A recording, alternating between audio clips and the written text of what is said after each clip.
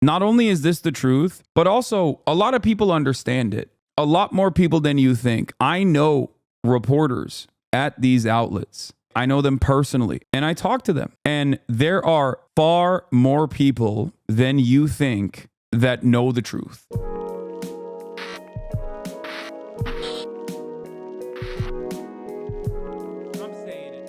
Here's Ta-Nehisi Coates speaking on his opinion and the repercussions. Or public figures fear that they get marginalized over putting that view out publicly. So how does that work? Like I say, I think Gaza is genocide, and then what happens? And then you don't get invited on, let's say, on the top networks anymore, or you don't get interviewed by the top magazines. I don't give a fuck. Like I really I love, like, obviously I like being honored. I like that people like my work. I like that I get invited on those networks to make those cases. But like at the end of the day, I close up my computer. I kiss my beautiful wife. I call my lovely son. You know what I mean? I hang out with my beautiful friends. You know what I mean? Those are the things. That's why when we started this conversation, I was talking about the love part, which people can. And the thing that I guess the reason why it is unfortunate to me that people can't see that is because part of this is what we model. And we model this notion that being a writer means that people with power and people with platforms are supposed to like you, want to put you on. You got to be able to go home at the end of the day. You know what I mean? Like your kids, your family, they have to be able to look at you and respect you as a human being and as a person and as a writer. And so if you're out here dancing because, you know, you might not get back invited on some network somewhere. I mean, I don't know what it was all for.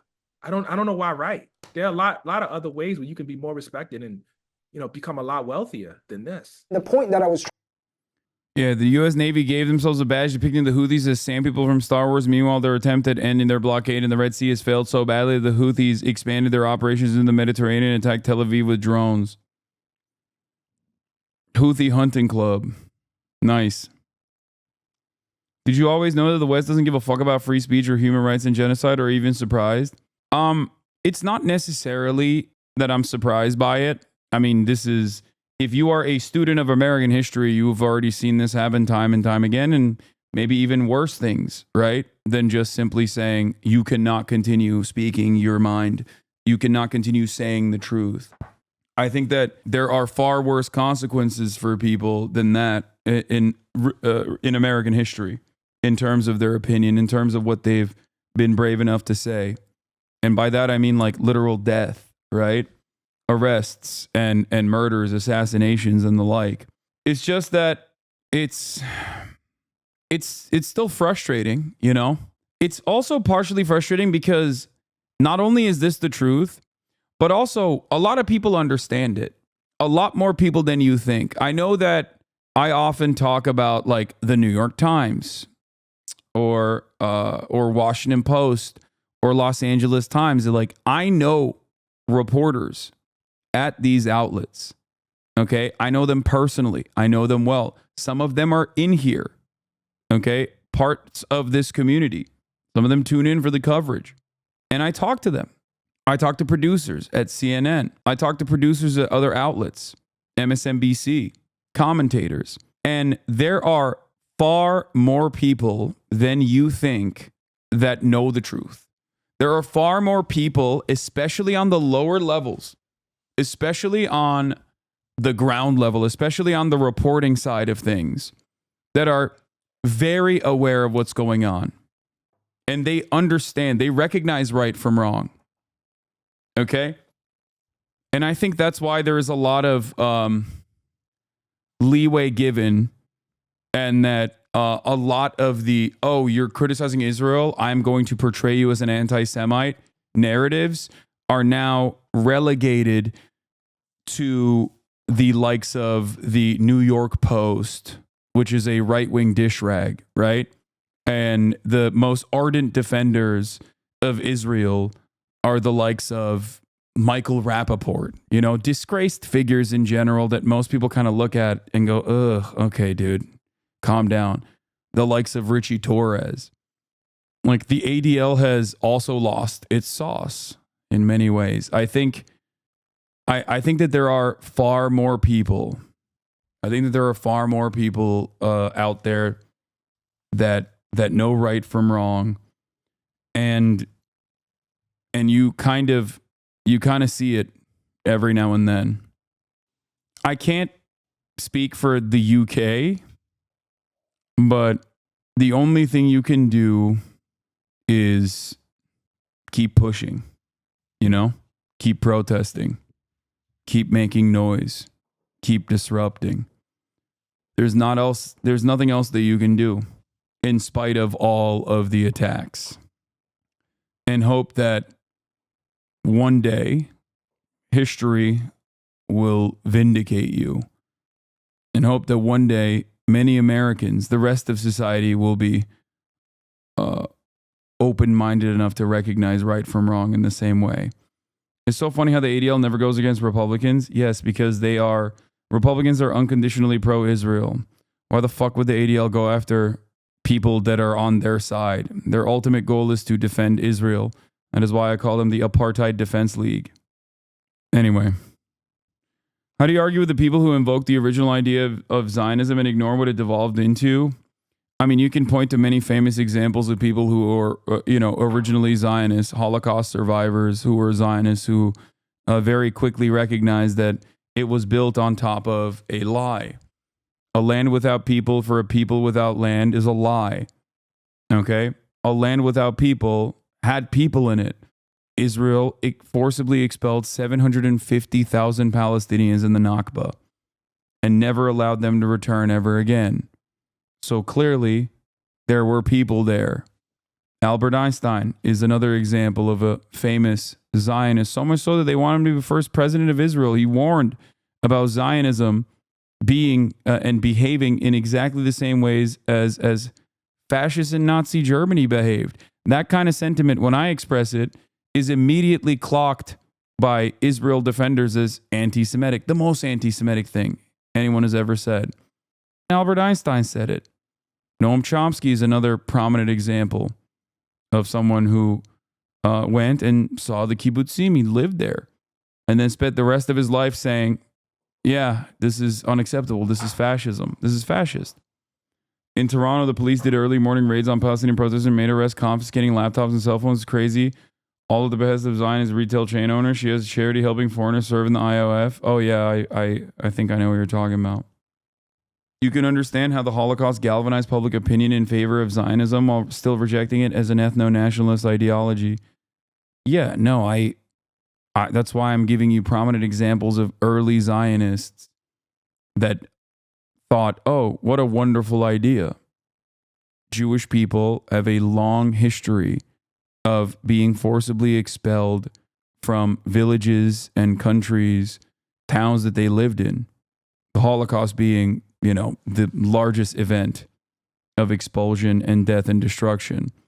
So that's what's so dangerous about Zionism being an inherently fascist ideology, is that it's built atop real hurt and real harm that Jewish people have historically faced. It is precisely because of that there is validity to real existing anti-Semitism fears. As a Jew raised in America, growing up, I was taught that Zionist was a racial slur. Now I know better, but I think that's part of the reason people refuse to even listen to you. I think plenty of people listen to me. Plenty more people, at least, now than ever before. But I think that scares a lot of people. A lot of people who still think that I'm using Zionist as a substitute for Jew to be secretly anti-Semitic, while in the process of regularly and routinely speaking out against real anti-Semitism. Sure, but if it can all be summed up as colonial imperialism, then what side are you on? The side of almost every powerful country on the planet, or the side that would be willing to do anything to disrupt modern civilized society under the pretext that is inherently bad and should be disassembled? Yeah, this is the issue here, That's what happened in a lot of cases. What about pretty much every other instance where it's happened? Just living in America supports the very concept you seem to be against. Fantastic argument, my friend. There has never been a moment where I have not recognized the indigenous genocide that occurred for the United States to exist in its current form, nor have I ever denied the atrocities committed in the form of chattel slavery. As a matter of fact, a big part of what I do is try to explain these concepts to Americans who refuse to understand it. The problem is you're looking at historic wrongs. You're arguing with a guy who, advocates for these historically wronged people while in the process of defending the ongoing wrong that resembles the historic wrong, saying might is right. And not only that, but then you're packaging it with like colonial supremacist ideals, such as the other side is willing to do anything to disrupt modern civilized society under the pretext that it's inherently bad and should be disassembled. All you've done in this circumstance is engage in whataboutism and then followed it up with like some inherently racialized, infantilizing, savage barbarian tropes.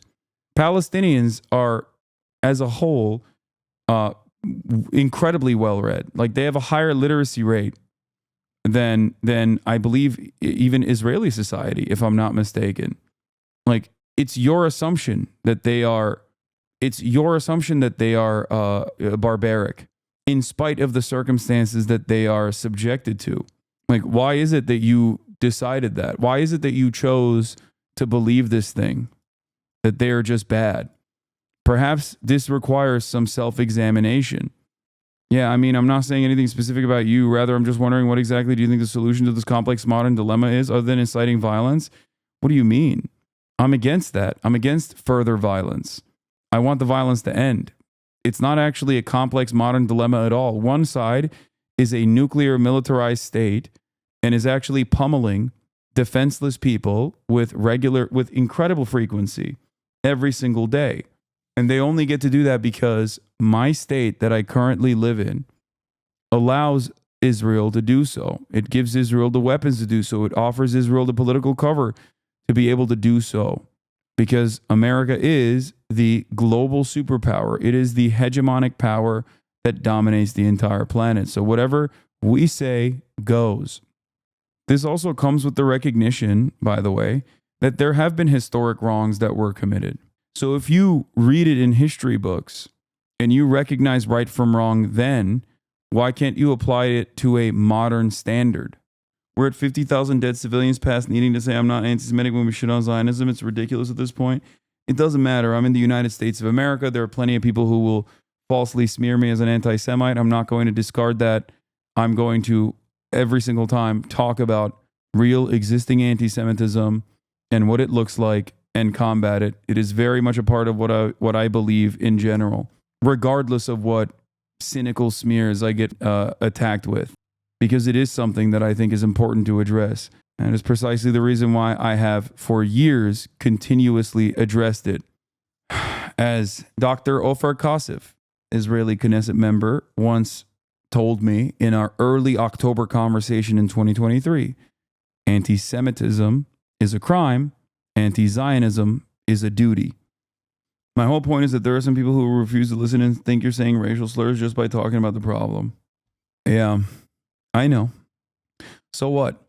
I advocated for Black Lives Matter and the disproportionate targeting of black people in the hands of the American police for many years before it was fashionable to do so. I advocated for it when Barack Obama was antagonistic towards Black Lives Matter.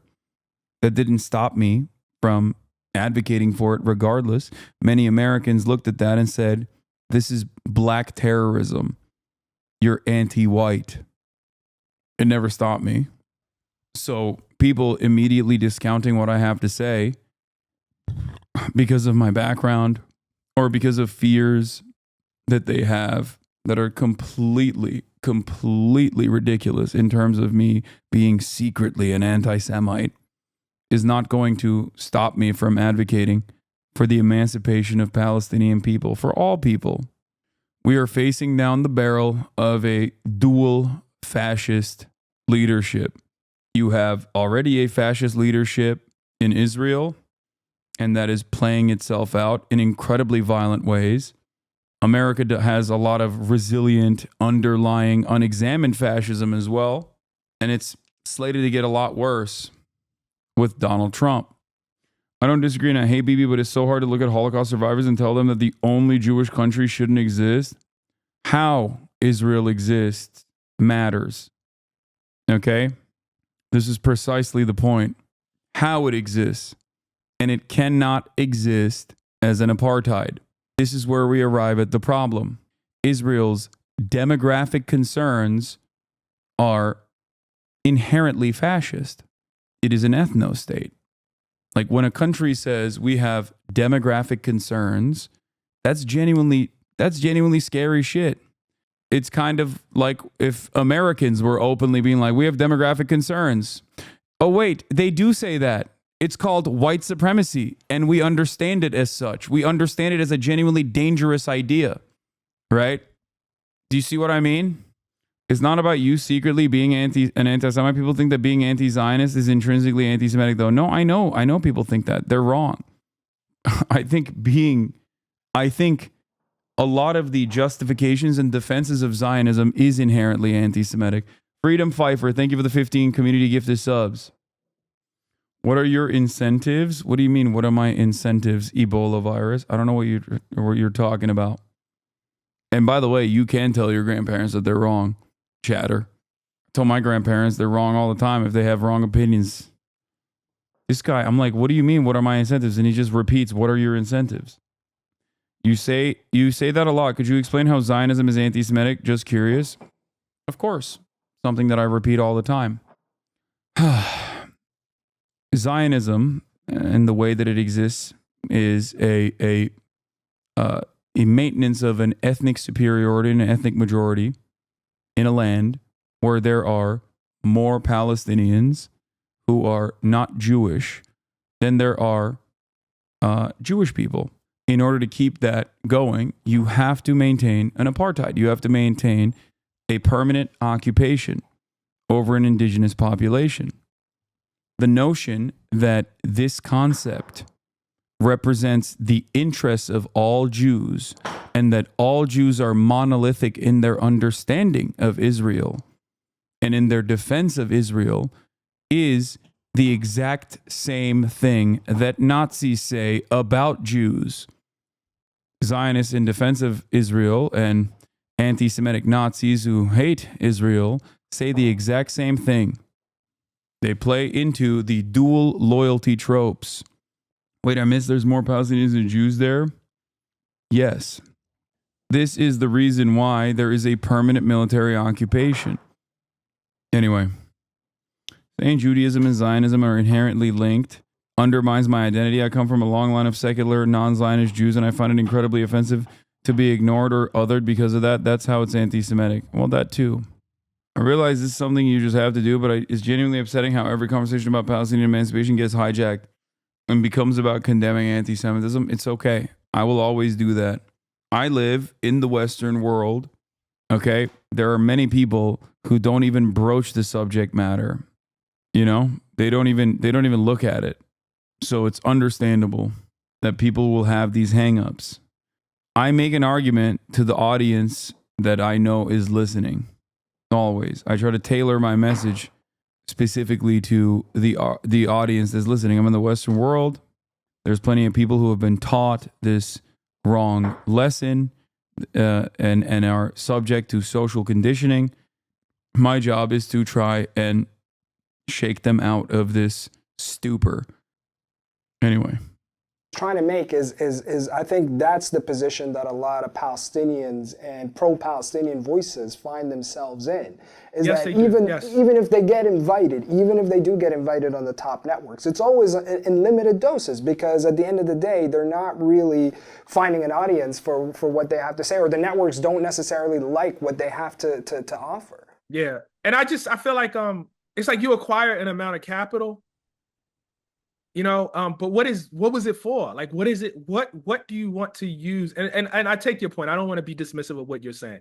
There was a certain amount of career capital that allows me to go certain places and say certain things, right? But why did I acquire that capital? You know what I mean? Like, did I acquire that capital simply to go to those places? Or did I acquire that capital to deliver a message when I'm there? You know, we get into this like with politicians, right? And so they don't take certain positions because they fear losing like their seat, right? But it's like, why did you want the seat in the first place? I have a coworker that's pro-Israel but makes anti-Semitic jokes all the time. But since I'm pro-Palestinian and anti-Zionist, he calls me anti-Semitic and anti-American, and it breaks my brain. Oh, is he a Destiny fan? Are you co-workers with Destiny and his entire community? It's very common. Very commonplace. Listen, this is very simple to me. If the price of having access to those networks and to those places is that I have to act like I did not see apartheid, you know what I'm saying? Like, I'm a black writer. Like, I'm the descendant of this. And you telling me I got to look away from segregation, which is about the mildest word I can say about it? That's the price of it? No. I mean, I don't know what we're doing here. Ta-Nehisi Coates gets it. That community is insane, bro. I was just chilling in here the other day. Some freak private messaged me about, why are you watching this loser? I can't believe people watch this guy.